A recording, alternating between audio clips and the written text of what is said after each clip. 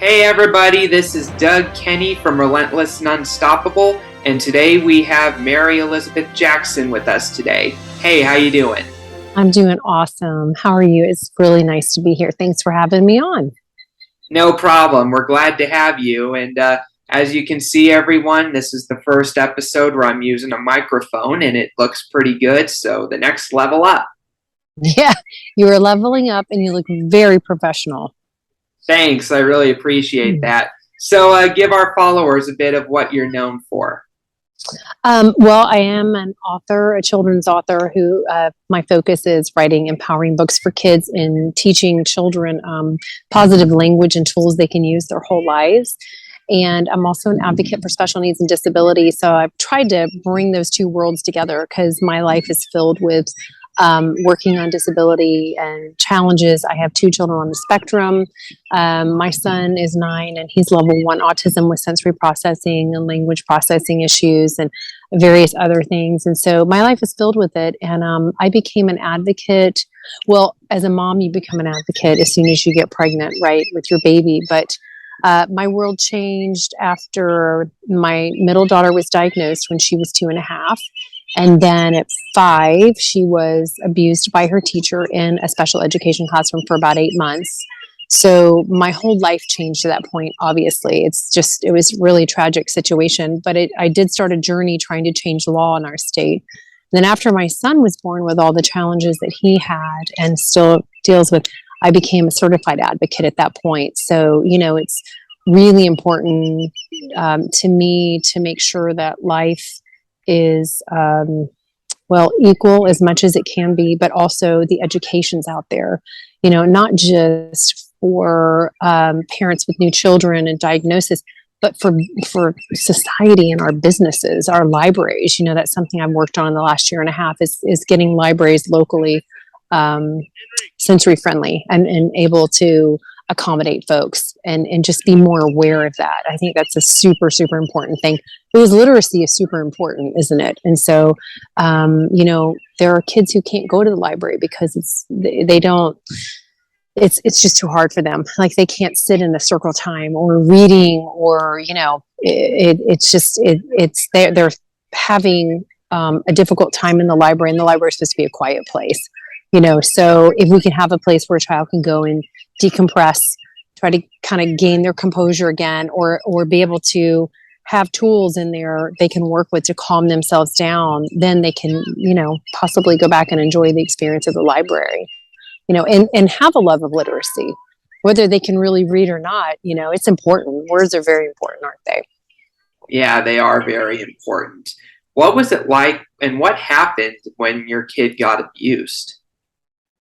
Well, she was 4 and then she turned 5. And I knew something was going on, but you can't walk into a school and say to the school, hey, as a mom, I can tell something's up, but you have nothing tangible. Like, she wasn't coming home with bruises and things like that.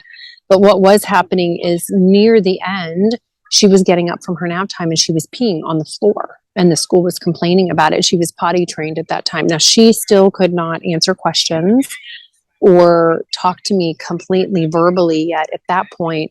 So she couldn't tell me what was happening to her. And the teacher basically had scared them and threatened them enough. So she wasn't saying anything to me. There was terrible separation anxiety we went through with her. But we got a phone call from from the police department here where we live, letting me know that her teacher had been pulled for mentally, emotionally, and verbally abusing our daughter and as well as other children in the classroom. So there were about 7 families that we ended up in a lawsuit together over what happened. And in the end, there were 2 times that she came home. I did say she wasn't coming home, but near the end, she had 2 times she came home with bruises on her body. And of course, there was always an explanation for that. But she screamed at the children. She screamed at Lily. She picked up children and threw them on the floor. She put Lily under a heavy weighted blanket and wouldn't let her come out. You can imagine how terrifying that is for a child. But she squeezed her face as a punishment here and her arm. So, and there's just other things that happen that are just, it's hard to talk about. So I've not written about it yet. And someday I hope that I can get to a place to write about it because, parents need to know children go through separation anxiety and they have struggles at school and they have tummy complaints or you can see there's something about, they're afraid, but you got to differentiate whether that's really a warning sign to you that something's happening at school, especially with the nonverbal child, as opposed to maybe they're just feeling nervous about being at school and there's really nothing serious going on. Yeah, I know what you mean. That's really sickening. No other way to put it. It is because there were some more horrible things she did to a few others. And those folks left the state. It took a lot of years of therapy, and my daughter still has triggers, and she will for the rest of her life. When you go through forensic psychologists interviewing your child and DCS, Department of Children's Services, interviewing your child, and your child can't even say the name of their teacher and out loud, and it's hard. It is. It's not anything I would ever wish on any parent or child, because somebody who was dysfunctional, and she'd been in the school system for 11 years, so they just kept changing the school that she was in. So she did a lot of damage to a lot of children, and before it was said and done, and this person took my innocent child and she damaged her, and how was the parent supposed to do with that? That's a hard one, because you look at 4 and 5-year-olds who could hurt a child. Who?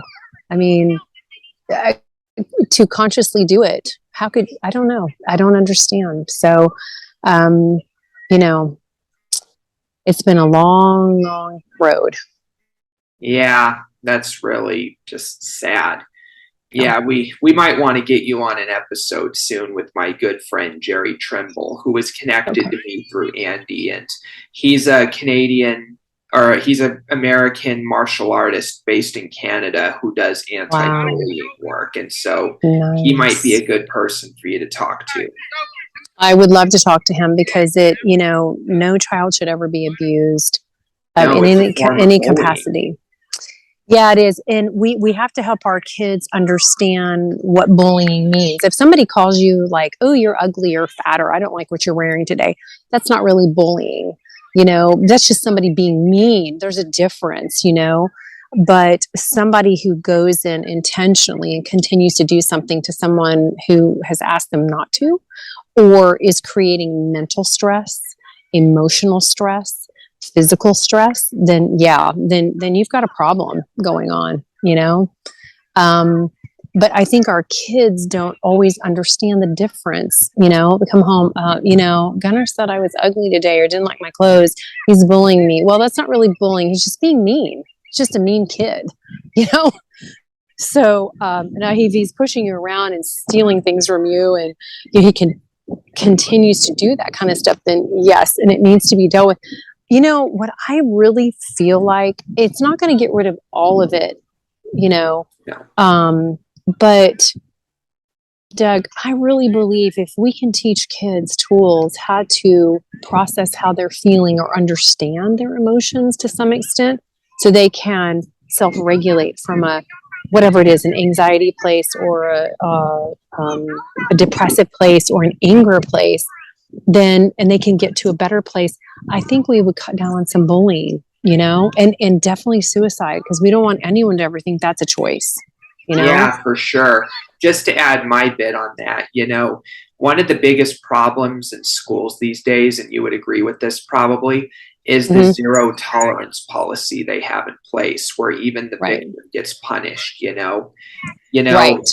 The teachers in the schools always say that they do that to be fair to everyone, but that's not the case. The reality is they're worried about what would happen to them if it's found out that they either knew about the person's behavior and didn't do anything about it, or they're worried that if they sue the actual bully, they will be sued. No, let me say that again. They're worried that if they punish the actual bully, they will be sued, Right. And you brought that up. Like, you wrote that thing for me as a suggestion. And we used it when I had meetings with some senators. Mhm. And I think you were talking about having an outside party do the investigation of something, not somebody inside the school. And I think that's Yes. a really good idea. And there were some senators that really liked that suggestion. So, of course, we were talking to them back in March, and sessions were almost finished.